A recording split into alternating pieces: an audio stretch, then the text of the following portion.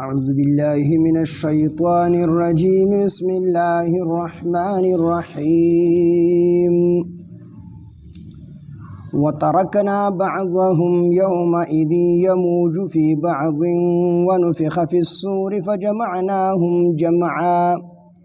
وعرضنا جهنم يومئذ للكافرين عرضا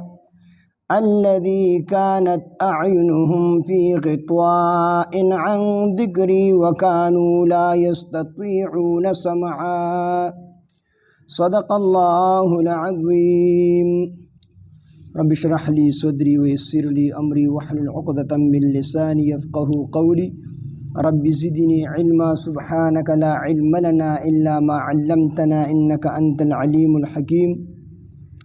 سورة كهف شپاڑسم سپارہ آیات نمبر 99 وترکنا بعضهم وترکنا او منگ بپریگدو بعضهم بازی ددوینا یوم اذن پا دغو رز باندی یموجو چی موجون بوخی یعنی ورننوزی با فی بعض پا بازو کی یعنی کل چی دی یاجوج ماجوج دی دراوتو وخشی دا به دومره گنی چې په یو بل کې به ورننوزي یاجوج ماجوج دا دی څوک نو دا انسانان دي د حضرت نوح علیه السلام په طوفان نوح کې 3 زامن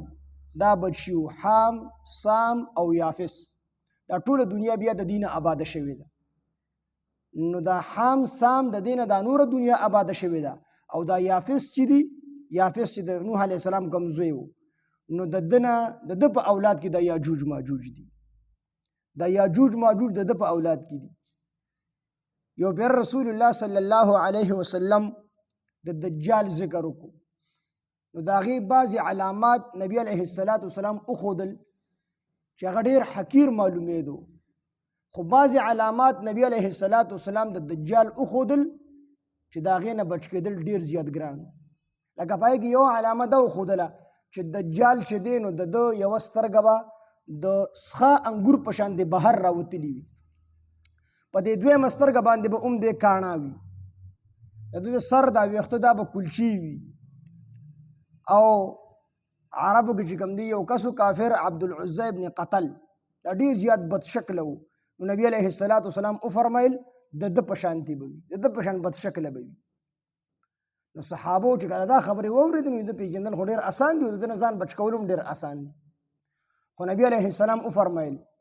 چې دله به الله تعالی دومره طاقت ورکړي وي چې د ده په یو لاس کې به جهنم وي او په بل لاس کې به جنت وي یو کومې خبره ومنله وریځ ته به حکم وکړي باران پرې راووروه باران به پرې راوورېږي ځمکې ته به حکم وکړي شینګې راوټوکوه شینګې به راوټوکېږي خلق دغه ساروی دا به سرسبز او شاداب وي فصلونه به سرسبز او شاداب وي ساروی به ساربه وي پی به ورکوي او د ځمکې دا خزانې به داسې منډې ده پسې وي که نه د سرو د سپینو زرو خزانې لکه څنګه چې په دې مچو کې هغه ملکه غټه مچۍ وي په دې ګبینو مچو کې هغه مخکې وي دا نورې مچۍ ورپسې وي دقه شان به ده پسې دا خزانې ور روانې چې څوک یې ومني هغه به د ظاهري جنت ته ور داخل شي او نبی علیہ السلام فرمایي چې دا په ظاهر کې جنت دی او په حقیقت کې دغه دوزخ دی او چې څوک یې خبره ونه مني نو په ده باندې به رزق بند کړي شي باران به ودرېږي ځمکه به څه شی نه راټوکوي څاروي به یې وچ کړس وي هېڅ به ورسره نه وي د خوراک صحابه تپوس کړي یا رسول الله صلی الله علیه وسلم په دغې وخت کې به د مسلمانانو ګزران په څه باندې وي دوی به څه خوري دغه ټایم کې ځکه 40 ورځې به د ده ژوند وي نبي علیه السلام فرمایي لومبنۍ ورځ دا به د ده د کال برابر وي دویمه ورځ دا به د ده د میاشت برابر وي درېیمه ورځ دا به د ده هفتې برابر وي او نورې ورځې به یې د عام ورځو برابر وي د صحابو خو عبادت کې ډېر شوق نو تپوس کړي د نبي علیه السلام نه د الله پیغمبره په دې د ده دا یوه ورځ چې د کال برابر وي نو په دې کې موږ د کال مونځونه کوو او که نه د یوې ورځ مونځونه به کوو نو نبي علیه السلام ورته وفرمیل نه اندازه به لګوئ د غون کال مونځونه به کوئ دغه رنګې دویمه ورځ چې کوم دی د میاشت برابر وي نو په هغې کې به د میاشت مونځونه کوئ نو دا ژوند به دله الله تعالی ورکړي وي او په دې ژوند کې به دوی په ټوله دنیا کې ګرځي ټوله دنیا کې به دوی ګرځي سوا د مکې مکرمې نه او د مدینې منورې د دې په دروازو باندې فرشتې ولاړې او دی به دغه پاکو ځایونو ته نه پرېږدي، دغې ته دی نشي ورداخلېدلی. نور به ټوله دنیا کې دی به څلوېښت ورځو کې چې کوم دی ګرځي. صحابه تپوس کړي د الله پیغمبره دی به څوم د څه شي په شان د تیز به ګرځي؟ نو په هغه وخت کې خو جازونه نه وو. نو نبي علیه السلام ورته وفرمایل چې دا تیزه وریځ نه ده چې وریځ رواني یو طرف ته د خوا روح هغې طرف ته وي، هغې وریځ طرف ته وي، او دا وریځ په منډه منډه باندې شړي په دې ټول اسمان کې په یو منټ کې خوره شي، دقه شانتې به دې تیز روان وي. څوک یې ونه مني هغه به غریبانان شي، په هغې به لوږې راځي، په هغې به تندې راځي. څوک یې ومني هغې به چې کوم دی مالداران شي، بارانونه وپې کېږي. بلکې یو کس به دې ونیسي او ورته به وي، خلکو ته به وي چې زه تاسو ته دا سړی مړ کړمه، دوه ټوکړې کړمه، بیا ژوندی کړم، نو ستاسو عقیده به ښه مضبوطه شي. نو هغې به ته وي او زموږ عقیده به نور هم مضبوطه شي. او دی به یو کس راونیسي او په توره باندې به یې دوه ټوکړې کړي، یوه ټوکړه او بله ټوکړه به یې دومره فاصله کې کېږدي تر کومې پورې چې غشې وررسي، غشې د لیندې نه خلاص شي، تر کومې پورې چې دا ځي دومره فاصله کې به دا دوه ټوکړې د دغه انسان د دغه بني ادم کېږي او په دې کې به ګیر چاپېره ګرځي او بیا به حکم وکړي دواړه یو ځای شي. نو چې یو ځای شي نو بیا به انسان جوړ شي. خلکو ته به ومنله زه خدای یم او که نه یم، هغه به مسلماني، د هغه مخ په روښانه شي، هغه به ورته اوس مې ښه یقین وشي چې دجال کافر دی، زه ته اوس ما دوباره مړ کړه. روایتو کې راځي چې دله الله تعالی د دوباره مړ کولو طاقت بیا نه دی ورکړی. نو دی به چې کوم دی دغه کس دوباره نشي مړ کولی، د هغه ځای نه ملامت روان شي. نو خلک په ورپسې وي. بیا به امام مهدي صاحب او د هغه نه وروستو بیا حضرت عیسی علیه السلام اوږده دا علامات د قیامت تقریبا غټ علامات چې د 10 علامات دي او واړه خو بېشماره دي. نو په دې کې بیا د عیسی علیه السلام نزول هم دی چې عیسی علیه السلام به د دمشق چې کوم جامع مسجد دی د هغې په مشرقي مناره باندې به راکوز شي. بعضې وي د سحر مونځ به وي او بعضې وي د مازدیګر مونځ به وي. نو په دغې مشرقي مناره چې راکوز شي نو د دوو فرشتو په اوږو به یې لاسونه ایښي وي، ځمکې ته به راځي او سر مبارک به ښکته کړي وي، د هغې نه به اوبه څاڅي لکه د چې تازه غسل کړي سړي تازه غسل کړي اوبه یې سر نه څاڅي، دقه شان اوبه به ترې څاڅي او دغه اوبو نه ملغلرې غونده کې جوړېږي چې کته په ځمکه باندې لګي. عیسی علیه السلام او امام مهدي صاحب چې کله یو ځای شي نو عیسی علیه السلام به امام مهدي صاحب ته وي ته مونځ ته ور مخکې شه، امام مهدي صاحب به ورته وي ته مونځ ته ور مخکې شه. اخره کې به امام مهدي صاحب مونځ ته ور مخکې کړي. نو د مازدیګر مونځ یا د سحر مونځ دا به وکړي او بیا به دجال په تلاش کې ولګي. خو عیسی علیه السلام له الله تعالی دا یو طاقت په ورکړي چې د ده ساه تر کومې پورې رسي چې کم کافر ته د ساه ور رسي کافر به مرداري او کافر ساه به څومره وي تر کومې پورې د عیسی علیه السلام نظر رسي. بیا به د دجال پسې ولګي او دجال به ګوري. نو چې بابلوت ته ور ورسي شام کې یو غټه دروازه ده، نو د هغې خوا ته به چې کوم دی دغه دجال مرداري کړي. د هغې نه وروسته به الله تعالی چې کوم دی حکم وکړي تاسو عیسی علیه السلام ته به وایي تاسو داسې کار وکړئ خپل ملګري واخلئ او کوهي طور ته لاړ شئ، هلته کې چې کوم دی پناه واخلئ. زه خپل داسې بندګان را پرانځم چې د هغې طاقت تاسو نشئ لرلی. نو د یاجوج ماجوج به چې کوم دی را پرانیسي. عیسی علیه السلام به خپل ملګري ځان سره والي، کوهي طور ته به لاړ شي او چې کومو ځایونو کې نور مسلمانان پاتې شوي وي نو هغه دغه مسلمانان به چې کوم دی په خپلو کلاګانو او خپلو کورونو کې مضبوط ځایونو کې پناه واخلي او د یاجوج ماجوج نه په آرام شي. د هغې نه وروستو بیا د یاجوج ماجوج چې کوم دی را پرانیسي. سد ذوالقرنین رحمه الله چې کوم دیوال کړی دی د هغې شاته دی. نبي علیه السلام یو پیره چې کوم دی را پاسېدو او ډېر زیات یېرېدونکي وو. وی چې یاجوج ماجوج دومره سورې په سد ذوالقرنین کې کړې، دا دوه ګوتې مبارکې داسې کړلې وي دومره سورې پکې کړې وي. روزانه دی لګي دا دیوال کني نو وي دومره دیوال پسې دا ډېر پلن دی خو دومره پاتې شي چې لکه رڼا پکې شاید ممکن شي رڼا پکې بل طرف ته راوځي. وي دې وي چې دا به سبا وکړو. نو چې سبا شي الله تعالی و دغه دیوال بیا چې کوم دی اکې عمره کړي کمې نه چې دې کنستل شروع کړي. نو وي دې انشاءالله ولې نه وي، وي دا کافر دي دي انشاءالله نه وي. خو چې کله د دې وخت راشي نو د دې په ژبه باندې به انشاءالله الله تعالی راولي چې انشاءالله دا نور به سبا کنو. نو چې سبا شي نور به ختم کړي را پرا بنستلی شي. وی دې داسې ورینې کړي چې شفټونه مقرر کړي چې اته ګنټې یوه ډله کار کوي نو لږ وخت کې ختم کړي. وی دا خبره الله تعالی دې ذهن نه ختمه کړې ده، دې ذهن دې طرف ته نیسي او انشاءالله طرف ته هم ذهن نیسي. خو چې کله ټیم پوره شي الله تعالی به د دې په ژبه باندې انشاءالله جاري کړي، دیوال به ختم کړي او دغه به شي. وی دا دومره ډېر دي. بحیره طبریه دا یو لوی دریاب دی. وی دې ته چې د دې ډومبنې لښکر راورسي که نه، ډومبنې لښکر او په دغې دریاب باندې خوله کېږدي، نو چې هغه دویمه ډله یې رارسي که نه، نو هغې به وي چې پس زمانه کې په دې دریاب کې اوبه تېرې شوي بالکل د شګو نه به هم هغه اوبه چې کوم دی. یو پیرا نبی علیه السلام وفرمیل چې حضرت آدم علیه السلام ته به الله تعالی وفرمایي چې ته د خپلو بچو نه چې کوم دی جنتیان واړوه. وی آدم علیه السلام به وایي چې یا الله تعالی څومره ترې واړوم؟ وی چې په زرو کې یو کس جنتي او دا زرو کې 999 دوزخیان دي. وی صحابه ډېر ویارېدو چې د الله پیغمبر په زرو کې یو کس د آدم علیه السلام په اولاد کې جنت ته ځي نو موږ به پکې مې کیو. وی نبی علیه السلام ورته وفرمایل چې نه، په زرو کې یو کس جهنمي شي، چې د دې نه زر جوړ شي، په دغې زرو کې بیا دا یو کس زمونږ نه وي او دا 999 دا به چې کوم دی د یاجوج ماجوج نه وي. او د دې دومره تعداد دی که نه چې د حضرت آدم علیه السلام نه راواخلي تر اخري انسانه پورې دا ټول انسانان راغونډ شي، نو دا یوه حصه ده. او د دې په 9 حصې د دې عمر لکه 9 حصې دا چې کوم دی یاجوج ماجوج دي. 9 حصې د دې نه یعنې دا غونډ انسانان د آدم علیه السلام نه راواخلي تر اخري انسانه پورې دا 10مه حصه ده د یاجوج ماجوج او 9 حصې یاجوج ماجوج دي. نو دا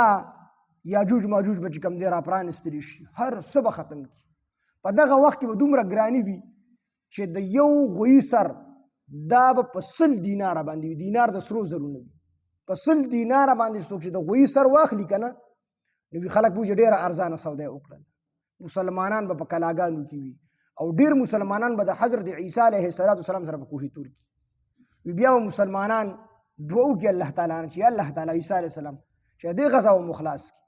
نو الله تعالی به دې سوال پوره کړي او د دې په دې ترخ کې به یو دانه راخېږي او مړه کېږي به. ټوله دنیا به چې کوم دی څومره یاجوج ماجوج ټول به مړه شي. عیسی علیه السلام او مسلمانان به راووځي. چې راووځي دا ډېر زیات غوړ دي. دې کې اوس ما د کتاب کې لیدلي دي چېرته کې خلک کو مشوره کړی وي دا ډېر واړه دي. خو زما ډېر مخکې مې دا کتاب کتلی نو په دې کې ما لیدلي وو چې دا دې کې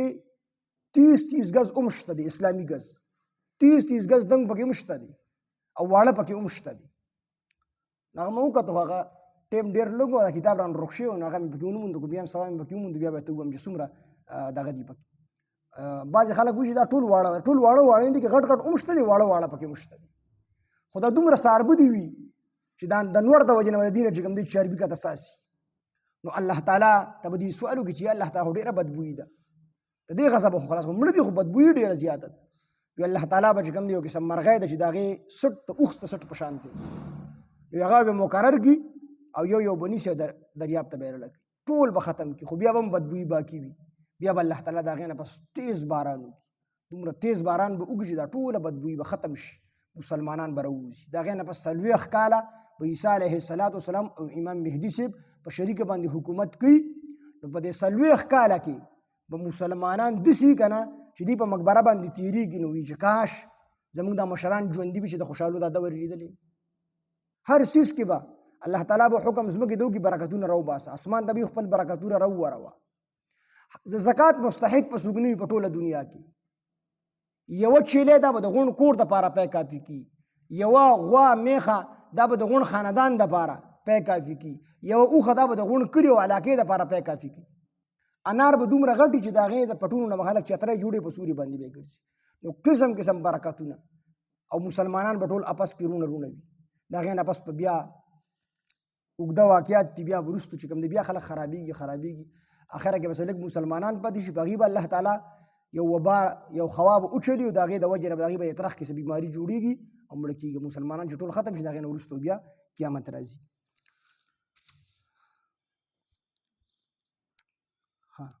وترکنا او مونږ به پرېږدو بعضهم بعضې د دوی نه یومئذ په دغه ورځ باندې یموجو چې دی به چپې وخي موجونه به وخي فی بعض په بعضو کې بعضې په بعضو کې ورننوتي وي ونفخا او پوکې به ووالي شي فی الصور په شپېلۍ کې فجمعناهم اصل کې وروسته د قیامت ذکر وکړو ونفخ فی الصور او شپېلۍ به ووالي شي پوکې به ووالي شي په شپېلۍ کې نو دې هغه ړومبی سور ړومبی شپېلۍ مراد ده د قیامت چې دا شپېلۍ شروع شي دا به د جمعې ورځ وي خلک په ځان له چې کوم دی کاروبارونه نه وتي وي او دا اواز به رو رو رو رو یکدم به نه تیزیږي دا به رو رو تیزیږي څومره تیزیږي به د خلکو باندې به وحشت راځي خلکو باندې به یره راځي روب به راځي قرآن مجید کې الله تعالی فرمایي ته به وایي چې دا بېهوشه دي خو دا بېهوشه نه دي به د قیامت د یرې بېهوشه کړي په دغه ورځ به خپل پی رودونکي پی ورکوونکي دا به پی رودونکي هیر کي او که په دغه ورځ باندې حاملې ښځې وي دوی به خپل حملونه وغورځي دومره خطرناکه ورځ ده د دغې شپېلۍ د اواز دومره خطرناک ده هر څه به ختم شي نو دلته کې د قیامت ذکر ځکه وکړو چې مشرکین مکه د نبي علیه السلام نه 3 سوالات کړي او یهودیانو ورته ویلي وو 2 جوابونه یې درکړو د یو یې در نه کړو دا په حقه باندې پیغمبر دی اکه شانتې وشوله نبي علیه السلام د 2 سوالونو جوابونه ورکړل د یو سوال جواب یې ورنه کړو خو بیا هغه ظالمانو په نبي علیه السلام باندې ایمان را نه وړو نو الله تعالی ورته د قیامت ذکر وکړو چې هلته کې به څه کوو قیامت یې ورته ور یاد چې تاسو په خپله واده کې دروغجن شوئ پیغمبر مو وپېژندو سره د پوهې په ایمان را نه وړو نو دې وجې نه الله تعالی وروسته دلته کې د قیامت ذکر وکړو وترکنا او موږ به پرېږدو بعضهم بعضې د دوی نه یومئذ په دغه ورځ باندې یموجو چې چپې به وخي موجونه به وخي ورننوځي به فی بعض په بعضو کې ونفخا او پوکې به ووالي شي فی الصور په شپېلۍ کې فجمعناهم نو موږ به جمع کړو دوی لره جمعا په جمع کولو سره ټول به د قیامت په ورځ الله تعالی وي را جمع کړو وعرضنا او موږ به پیش کړو جهنم یومئذ په دغه ورځ باندې للکافرین د کافرانو دپاره عرضها په پیش کولو سره نو جهنم به ورته ور وړاندې کړو الله تعالی ټول به جهنم ته ور اولو الذین ها کسان کانت چې وی اعینهم سترګې د دوی فی غطاء په پردو کې عن ذکري